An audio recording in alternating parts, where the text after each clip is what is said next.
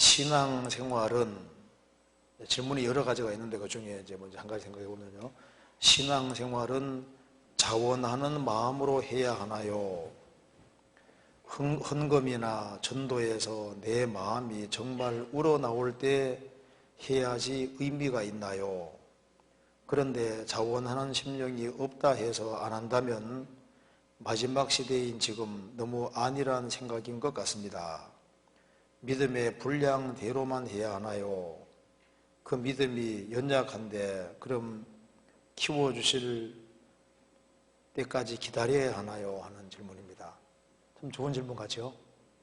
이번에 아주 좋은 질문들이 많이 나왔어요. 우리 실생활에 도움되는 것들이 많이 나와 있습니다.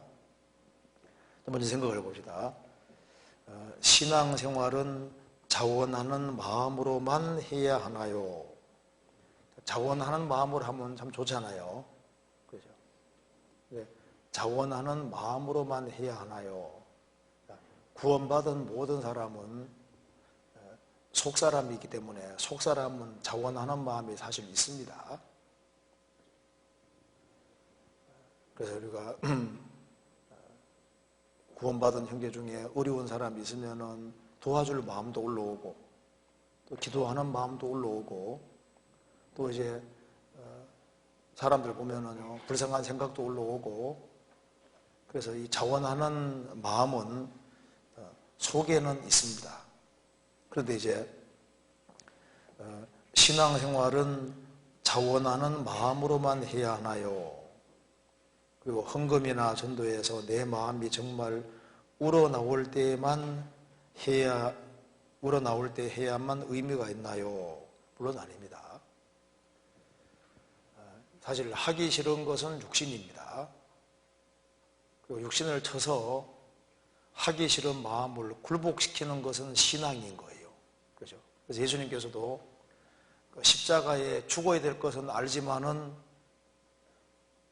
육신은 죽기 싫습니다. 그래서 예수님이 3번이나 아버지여 할만하시거든 이 잔을 내게서 지나가게 하옵소서 원치 않지 않습니까? 그러나 죽는 것은 하나님의 뜻이기 때문에 뜻 앞에 굴복을 시켰습니다. 그러나 내 뜻대로 마옵시고 아버지의 뜻대로 하옵소서 하고 굴복시켰을 때 그게 신앙인 겁니다. 그렇죠? 그래서 원치 않는 것은 육신이고 그렇지만 주님 뜻이기 때문에 뜻 앞에 굴복시키는 것은 제사인 거예요. 그래서 구약시대 때는 제사 드릴 때 짐승으로 제사를 드렸습니다. 짐승을 바쳤잖아요. 신약시대에는 너희 몸을 하나님이 기뻐하시는 거룩한 산제사로 드리라. 우리 몸을 산제사로 드리라고 했습니다. 어떻게 산제사 드릴까요? 너희는 이 세대를 본받지 말고 오직 마음을 새롭게 함으로 변화를 받아 하나님의 선하시고 온전하시고 기뻐하신 뜻이 무엇인지 분별하도록 하라. 하나님의 뜻을 분별하고 그 뜻 앞에 자기 뜻을 굴복시키는 것이 희생과 제사라는 겁니다. 제사는 죽이는 거예요. 그래서 내 뜻대로 마옵시고 아버지 뜻대로 하옵소서 그것이 제사인 겁니다. 하나님 말씀 앞에 굴복시키는 것이 제사인 거예요. 그래서 오늘은 내가 교회를 나오기 싫어요. 주일날 교회 가기 싫습니다. 그건 육신인 거예요. 그런데 모이기 힘쓰라고 한 것은 주님 말씀이지 않습니까? 그래서 그 말씀 앞에 굴복시키고 나오기 싫어도 나오는 것이 그게 잘하는 겁니다. 그죠? 헌금에 인색한 마음이 올라옵니다. 그렇지만은 헌금 생활을 바르게 해야 되는 것이 주님 말씀에 맞기 때문에 그 인색한 마음을 깨는 것이 그게 잘하는 거예요. 어떤 사람이 헌금을 하려고 하니까 속에서 너무 많지 않냐 마귀가 그런 생각을 넣어주더래요. 너무 많아? 그럼 더 많이 집어넣어버리는 거예요. 그래서 이 마귀를 이기는 겁니다. 그래서 이게 자원하는 마음으로 하는 것은 좋지만은 자원하는 마음이 아니라 할지라도 육신이 원치 않는다 할지라도 하나님 말씀에 맞으면 그 말씀 앞에 굴복시킬 때 주님께서 칭찬해 주시는 거예요.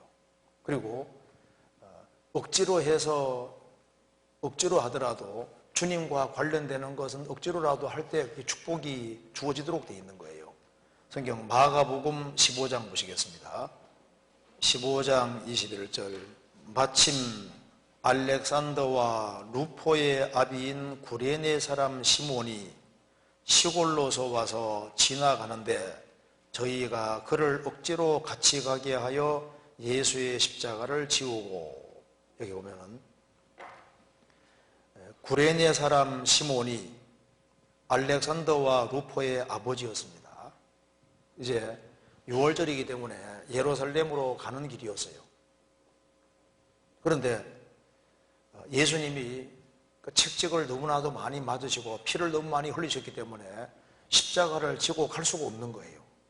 십자가 지고 가다가 계속 쓰러지고 하니까 로마 군병이 여기 시몬이 지나가니까 너 일로 와 해가지고 십자가를 대신 짊어지고 그 말입니다. 그것도 억지로. 이 사람이 시몬이 짊어지고 싶어 짊어진 것이 아닙니다. 짊어지고 싶지 않았는데 억지로. 이 당시에는 로마 속국이니까 로마의 군인은 로마 시민권을 가지지 아니하는 사람에게 억지로 오리는 가게 할 수 있는 권리가 있었던 거예요. 짐을 오리까지는 짊어지고 갈 수 있게 했던 겁니다. 그렇기 때문에 이제 지나가는 사람 붙잡고 짐을 짊어지는 것은 로마법에 합법한 겁니다. 하필이면 여기 걸려들은 거예요. 그래서 억지로 같이 가게 했다. 억지로 짊어지워서 어쩔 수 없이 가서 십자가에 못 박히는 예수님을 보게 된 거예요. 그래서 그 집안이 구원을 받게 됐습니다. 로마서 16장에 나와 있죠. 그러니까 이제 억지로 십자가를 지게 됐는데 그 결과 그 집안이 구원받게 되는 놀라운 결과가 생긴 겁니다.